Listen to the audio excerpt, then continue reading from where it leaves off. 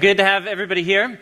As always, we got community life stuff going on around here. Friday night, so this is, I don't know how many hours that is, 48, 36. 36 hours ago in this room, there were how many college students?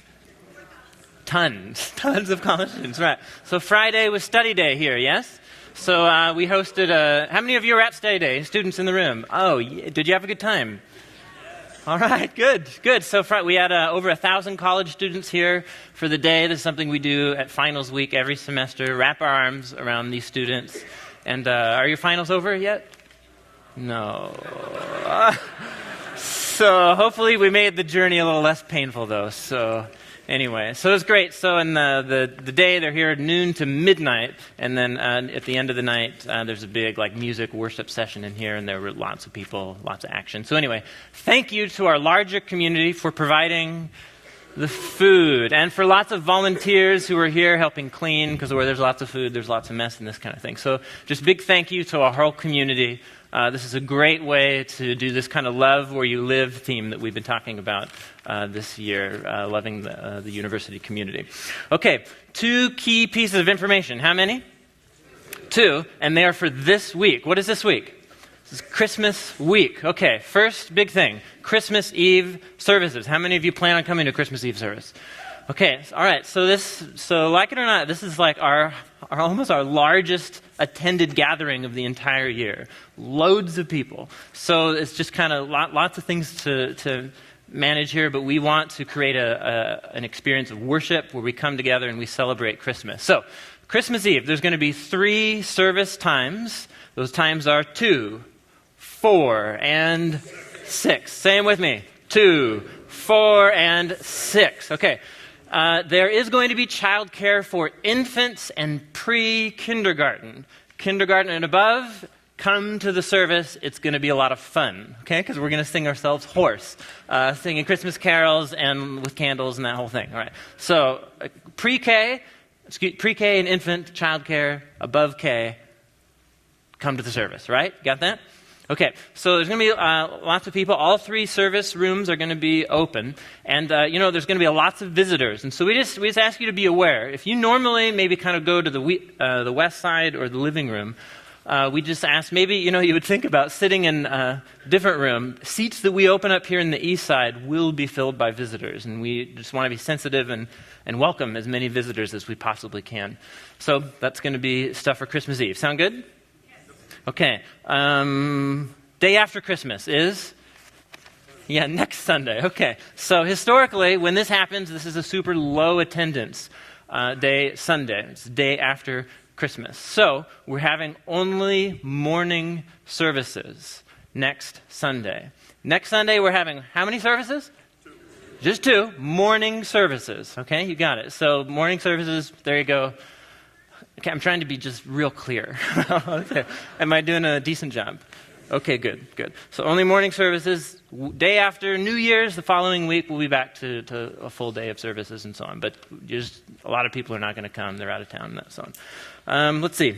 Okay, business is over. How you guys doing? Good, okay. I invite you to grab a Bible and turn with me to the New Testament, to 2 Corinthians, Paul's second letter to the Corinthians, chapter 8. If you're using the brown Bibles here, that's on page 820. 820.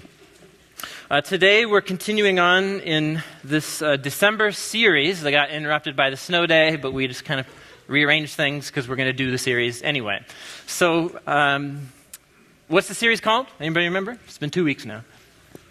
Give presents. Give presents. So this December series, we are reflecting on and exploring the story of how God has given his personal presence to us in Jesus of Nazareth. And we're touching down in this 3-week series on 3 key biblical passages that explore that story. 2 Corinthians chapter 8, go down to verse 9 with me. This is kind of the centerpiece of the passage. Verse 9. This is Paul the Apostle writing. And he says, "For you know the grace of our Lord Jesus, Messiah, that even though he was rich, yet for your sakes he became poor, so that you, through his poverty, might become rich. So this is a great verse to memorize. This is about as dense and short a form of the storyline of the whole gospel that you get in any biblical passage. The whole story right here. And it's told in the language of financial metaphors. Jesus was wealthy, but to make the poor rich, he himself became poor. He experienced poverty. It's very much similar to this kind of stair-step illustration that we've been having here. If you think about this in terms of economic circumstances, Jesus is wealthy. Whoa, this is a different perspective from up here. Oh, wow, okay. That's actually the first time I stood up here. So he's wealthy. He doesn't just give a handout to help those in poverty. He actually enters poverty himself. He lowers himself so that others who are in poverty can themselves be elevated and become rich. This is the story of the gospel told in terms of a financial metaphor.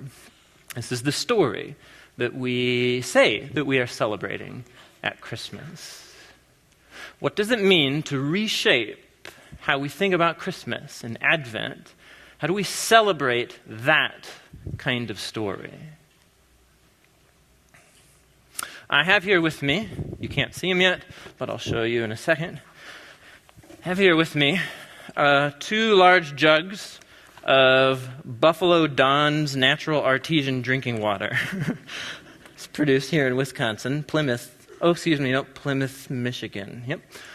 Okay, it's 20 liters, 10 liters each. I bought these at the store. They're heavy, I'm going to put them down. I bought them at the store for $2.50 each.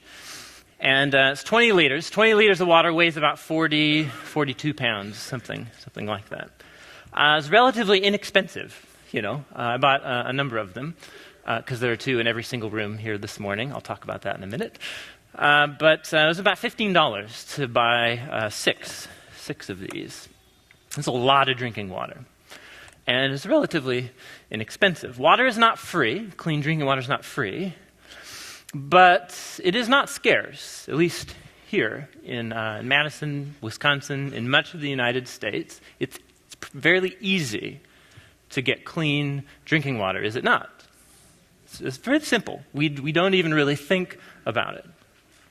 This is not the case for much of the human race. Earlier this year, the World Health Organization released what they call a global assessment of sanitation and drinking water.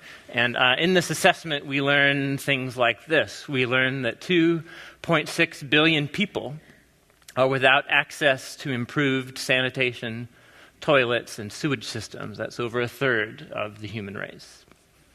We learn that 900 million have no immediate access to clean water. That's 1 out of 8 human beings does not have immediate access to a clean water source. They can't do what I just did for very little money.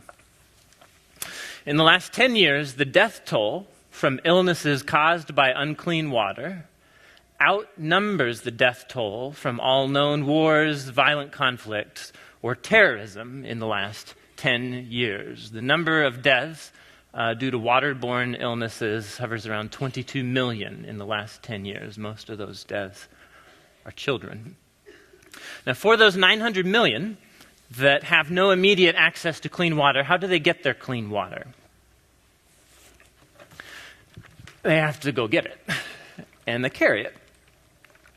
So, for example, in the country of Rwanda, in Central Africa, in the eastern region of the country, 71% of people get their water out of dirty ponds and rivers. That's why the death toll from waterborne illnesses is so high.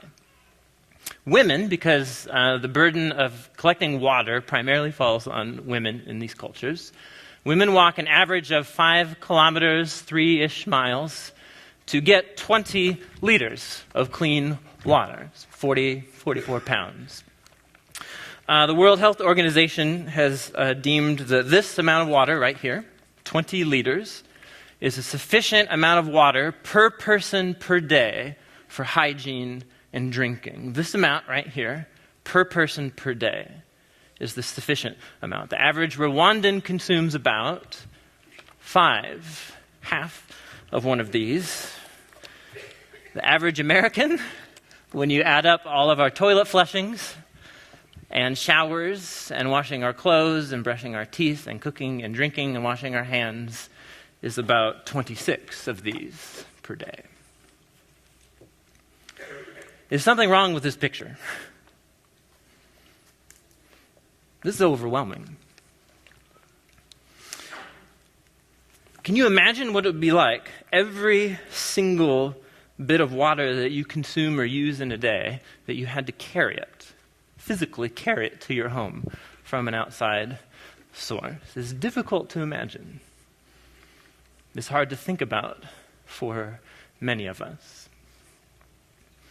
So let's stop thinking about it, and let's some of us experience what it's like to carry 20 liters of water. In this room, I've got 20 liters with me. If you're watching in the other rooms, west side and the living room, your venue pastor is going to be approaching the front and picking up 20 liters of water. Here is your mission, should you choose to accept it. For the next, all the time that I'm up here, like talking, which is the next 25 minutes or so here, I want these 2 water jugs to be being carried around the perimeter of every room. So just kind of follow the perimeter here. What I'm going to do is I'm going to either pick a volunteer if one does not present themselves, okay, and just go around the perimeter of your room and kind of follow the walls as much as you can. Maybe kind of tricky in the west side, but you can find a way, I'm sure. So here's what I want to do. If just maybe 1 or 2 laps per person. You cannot go sit down. If you're the one carrying, you cannot go sit down until you have picked another volunteer to pick them up from you, that kind of thing. Okay, but I want these things being carried around every room the whole time. This is a physical, symbolic reminder of what people are doing, what 1 out of 8 human beings goes through. 39 laps around the east side is about 5 kilometers. 54 around the living room is about 5 kilometers, and 60 around the west side. So this will be kind of awkward, but that's the whole point, right? So anyway, so who wants to do a lap or two? 44 pounds. All right, come on up. Yes. Great. And so you guys get the point. You can set it down at any point, do a lap or two, but you can't go sit down until someone else has picked them up from you. I carried water when I was a child. All right. She's got some experience. Okay, very good, very good. Okay, now, why am I, hopefully this is working in other rooms. Volunteers, come forward in the other rooms. If I can't see you, but I can make you feel embarrassed, so please come up. Okay, so I trust that that's working out in the other rooms right now. Okay, there is an ancient Greek word, because for me it's always about that kind of thing. There's an ancient Greek word to describe what's happening here as we do the laps around the room with the water. That ancient Greek word occurs in 2 Corinthians 8 that we're about to pick up again. It's the Greek word, some of you might know it, koinonia. Koinonia. Koinonia means sharing, like what we just did in our corporate offering right now, sharing of resources with someone. But it's much more than just the sharing of resources. Koinonia is about a relational or some sort of participation experience. It's about showing my solidarity, my connection, or my unity with someone else, specifically someone who needs resources that I have. It is about sharing resources, yes, but much more. It's about participating, walking a mile in the shoes of the person that I'm sharing with. Would you pick up your Bibles again and turn with me to 2 Corinthians chapter 8. All right, we've been in 1 Corinthians for most of the fall. 2 Corinthians was written just not long after 1 Corinthians was. Same audience, same author, this kind of thing. Remember, we're listening in on a two-way phone conversation, this business here. Paul's writing to the Corinthians about what? Let's read in verse 1. Paul says, "And now, brothers, we want you to know about the grace that God has given the Macedonian churches." Okay, pause. Who's he writing to? He's writing to the Corinthians. Who's he talking about? The Macedonians. Wait, hold on. What's going on? Why do we care about the Macedonians all of a sudden? What is going on here? So we're halfway through the letter. We're just jumping into the deep end of the pool. So obviously we need like a map to figure out what's going on here. So map on the screen. Okay. So the Jesus movement begins where? This is good Bible trivia. Jesus crucified and resurrected in the city of Jerusalem. That's where the Jesus movement begins. So the Jesus movement begins in Jerusalem, almost entirely Jewish people following Jewish Messiah and so on. But in that first decade, the story of God's grace through this Messiah begins to expand and overflow outside of the Jewish tribal boundary lines. It begins to reach and to change and encounter people who are not Jewish, Greeks and Romans. And so the story of the gospel, the Jesus movement, moves north. The city of Antioch becomes a very important place for the Jesus followers to begin spreading the story of the gospel west. And so all those cities you see there, these are churches that Paul the Apostle helped start, or at least was involved in, that he was connected to. And he would travel around these different churches and kind of help them strengthen their leadership and this kind of thing, ground themselves in the gospel. Okay, so you see Macedonia up there in the north. The churches up there are the churches of Thessalonica, which we get our letters of Thessalonians, and the church of Philippi, which we get the letter to the Philippians. Okay, now here's the story.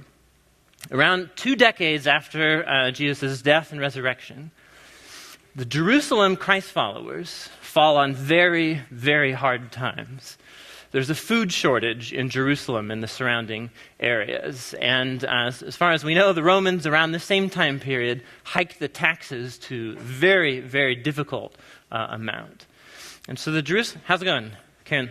All right, it's kind of heavy, isn't it? Good job. Okay, taxes. We were talking about taxes. So the Romans hiked the taxes. The Christ followers in Jerusalem fall on very difficult economic times. They're in poverty. There's a food shortage. They're becoming destitute. The Christ followers and all these other churches hear about this. These non-Jewish Christ followers. So Paul gets the idea that he wants to travel around to all of the churches and rally them together to all kind of pour their funds and offerings together into a large relief gift that would be sent to the Christ followers in Jerusalem. So Paul talks about this elsewhere in his letters. He's writing to the Corinthians because they said, yes, count us in. We want to be a part of this. So he's writing to remind them, but he wants to tell them about a story that happened to the Macedonians, their involvement in the offering. This is very, very cool what happens here. He says, grace has happened to the Macedonians in their involvement with the offering. Why? What's going on? Look at verse 2.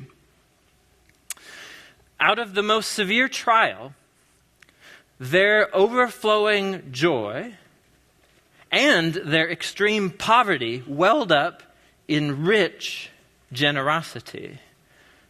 Okay, what is the attitude of the Macedonian Christ followers? What's their attitude? They're joyful. What are their circumstances? They're in the midst of a severe trial. And what are their financial circumstances? They're in poverty. Okay, these are poor Christians that are undergoing some kind of trial, we don't know, but their attitude is one of joy. And when you mix trials and poverty with joy, you get rich generosity. What? Huh? That's a bit counterintuitive, right? He said the Macedonians contributed to this offering, and holy cow, we were not expecting that they're in poverty. They're poor. What happened? Verse 3, I am telling you, I testify, they gave as much as they were able. They gave even beyond what anybody thought they were able. And this was entirely on their own. They urgently pleaded with us for the privilege of sharing in this service to the saints. And they didn't do so as we expected. They gave themselves first to the Lord and then to us in keeping with God's will. This is such a cool passage. We're actually going to come back to these chapters in a series that Chris and I are doing in January. There's so much to unpack here. I'm going to camp out on one thing. What are the financial circumstances of the Macedonians? Are they doing well financially? Where are they at on economic ladder? They're not here. No, they're down here. But they urgently want to participate in this offering to the poor Christ followers in Jerusalem. Look at verse 4. They urgently pleaded with us for the privilege of sharing in this service. Can you guess what Greek word is underneath sharing? Koinonia. It's koinonia. Now, I want you to think about this with me. So, the Macedonians are poor. The Jerusalem Christians that they're giving to are poor. It's the poor sharing with the poor. It's the Macedonians in their poverty. But even in the midst of their poverty, they were moved to donate and to give so that others who are in poverty can go to a place of abundance. Does this storyline sound familiar to anyone? I see Paul sees the actions of the Macedonians, and he says, holy cow. Not only are the Macedonians just offering a gift, they know what it's like to be poor. They've walked a mile in those shoes before. They actually are experiencing the circumstances of the people to whom they're giving the offering. They know what it's like to be poor. It's koinonia. They're not just giving a gift. They're in the same circumstances so that the Jerusalem Christ followers can come to a place of abundance. What would motivate the Macedonians to do this? Go back to verse 1. What does Paul say? What happened to the Macedonians? Something happened to them. What is it? Grace happened to them, right? Grace happened to them. They were grasped by grace. And what is the story of grace? Go down to verse 9. You know the grace of our Lord Jesus, the Messiah. Even though he had wealth, he became poor so that others through his poverty might become rich. This is the story of the gospel. The Macedonians are living out the story of the gospel. So this is the story of the gospel told in financial imagery or metaphors here. Jesus is rich, which does not mean that he has a BMW and he wants you to drive one too. Yeah, right? This is different. No, this is a metaphor. So Jesus is wealthy. This is exactly the storyline that Matt shared with us from Philippians chapter 2. He's wealthy. He has equal status. He shares in the identity of the one true creator God. He is the creator God come among us. But he doesn't just dole out from above. He actually enters into the experience of those whom he's giving to. He becomes human. He stubs his toe. He poops his diapers. You know what I'm saying? He becomes human. He becomes a servant. He touches the sick and the outcast. He absorbs into himself the sin and the pain and the evil of our world in his death on the cross, so that others who are impoverished, namely us, can experience grace and life and healing and forgiveness and a new chance of becoming new kinds of humans. It's the story of the gospel. When we enter into the experience of others, it doesn't matter if you have money to give necessarily or not. It's not the most important part. The key is koinonia. It may involve sharing financial resources, but koinonia is about a personal involvement in the struggles, in the lives, in the circumstances of those to whom I'm giving, so that they can somehow experience being elevated. So one thing I want to make clear here is what Paul is talking about. This is about so much more than money, isn't it? This is about a mindset and a lifestyle that Paul is highlighting here, and it's generated right out of the gospel. I think when this topic of generosity and giving, especially giving to those who are without resources, whether it's clean water or homelessness or hunger, it can very often, because the needs are distant, I don't see them in my face. I have access to clean water. There are people who don't, but I don't live next to them, and I don't see them. And they become invisible to me. The needs become invisible to me. What does it mean for me to personally engage? And Paul offers us a model. He says, this is the gospel. And finding a way to enter into the experience of other people. I think when we boil it down to money, or when we limit ourselves to financial generosity, and so I'm so guilty of this. It's like the guilt check that you write to UNICEF or something like that. You know what I'm saying? It's a great cause, and I'm glad to donate to it. But my motives get all weird and twisted, and then I'm like, what am I actually doing about it? Well, I write the check, and so, does that make me off the hook? You know what I mean? You guys know what I'm talking about. There's so many needs. It's about way more than money. It's about, when we just focus on money, I think it tends to stifle our imaginations of ways that we could be creative with the resources that we already have. When we focus on money, we tend to focus on things that we do not have. So let's do a little thought experiment. We put together a little video piece here, and I'm curious how you would answer these questions. Let's watch the screens.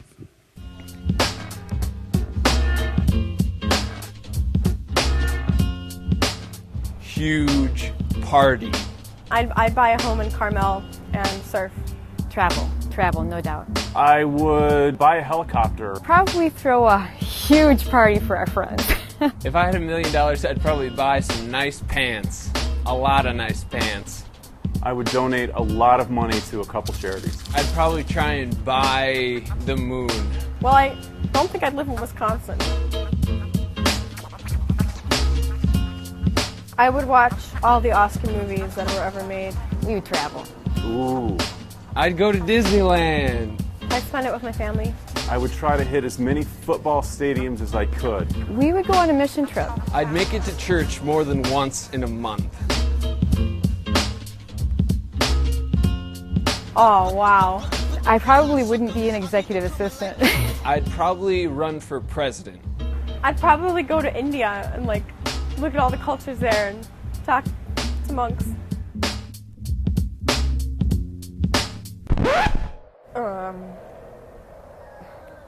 What do you mean? I would,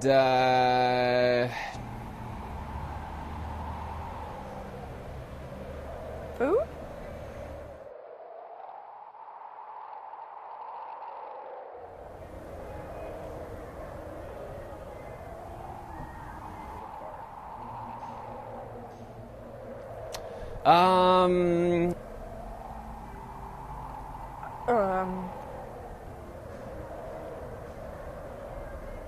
Sleep in? whatever.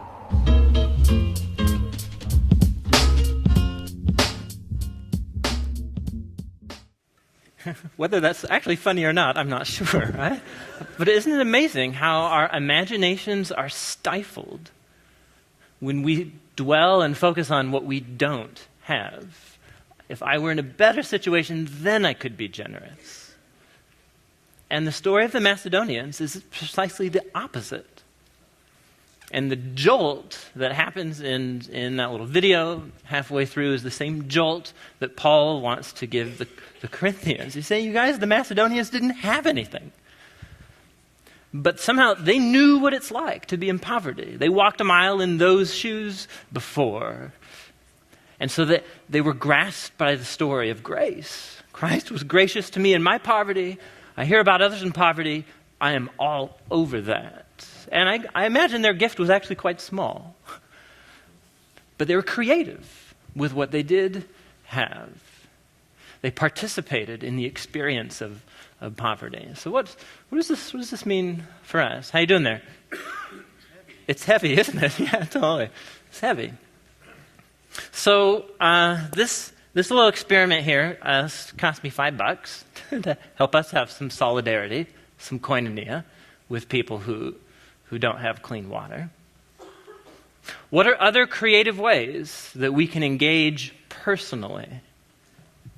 We may not have $100 or $200 or $1,000 or whatever to give, but what could we do to engage, to initiate koinonia, to reenact the story of the gospel? There's lots of ways. So, for example, you've seen these storyboards that are out in the atrium here. The Survive and Thrive, the two kinds of projects that we're moving towards. There's a whole bunch of these challenge cards. Inside of every one of these challenge cards is some information on a different need, a resource need, whether it's in the world or in our communities. So information you can learn about that need, whether it's clean water or homelessness or hunger here in Dane County. And then there's like little suggestions, like little things you could do, like just in your home. Just maybe to engage in koinonia with people who don't have a roof over their heads or who can't pay their bills or their heat this month. What if, as a family, as an individual, you just turn down your heat a few degrees? And when you're cold and you got to put on the sweater, you pray. It prompts you to pray and to engage. It's about a transformation in our hearts to become people who are living and retelling the story of the gospel, engaging in koinonia, learning, engaging. So these are free to take. They're just plastered all over those storyboards. Grab a few and try a few this week with your family at Christmas or with you. There is one large koinonia project that we want to challenge our whole community to today. Did you guys see little tables as you were coming in the doors? You may have grabbed one of these or not. I'm not quite sure. But you will see these as you leave. They're on little tables. This is called the Rice and Beans Challenge. Christmas time is a time of great abundance, particularly an abundance of food, right? And therefore an abundance of poundage, extra poundage, right, that we begin to carry. So what would it mean for us this week to take one meal where we would normally have an abundance and to take the rice and beans challenge? On the challenge card, there's just some basic information about hunger here in Dane County, here in Madison, and also in the world. On the opposite side are little instructions for you to go to the store, pick up a bag of rice and a bag of beans, and make a meal where what you get is a cup of rice, half a cup of beans. These are the portions and the kind of meal that a huge percentage of the human population survives and lives on. You'll likely be hungry after you finish the rice and beans challenge. But maybe that could prompt us. Maybe that could prompt us to pray or to be engaged. This costs very little money. Is eating a meal of rice and beans going to solve world hunger? No. But it does something inside of us when I begin to walk a mile in someone else's shoes, when I engage in koinonia with people who have to carry their water, who don't have near the amount of food that I might have access to. And it's a part of this journey that we're on, of allowing God to shape us, to shape our lives and our hearts, to be the kinds of people who tell the story of the gospel. Because you know about the grace of our Lord Jesus the Messiah, right? Because he was wealthy. But for our sakes, he became poor, so that through his poverty, we may become rich. What would it mean for you to celebrate this story with your Christmas traditions this year? I'm going to invite the music teams to come up in this room and in the other rooms. And as we close, as we kind of think about these themes of koinonia, I would just challenge you to kind of pray over the next week that lay ahead. You're going to be around family. You're going to be around friends. There are lots of opportunities still to serve in our community. There's lots of ways to engage in koinonia, and I would just kind of challenge you to pray and to kind of just be honest with God about where you're at with your heart, with generosity, with koinonia, and just kind of be open to what God might want to speak to you in this time.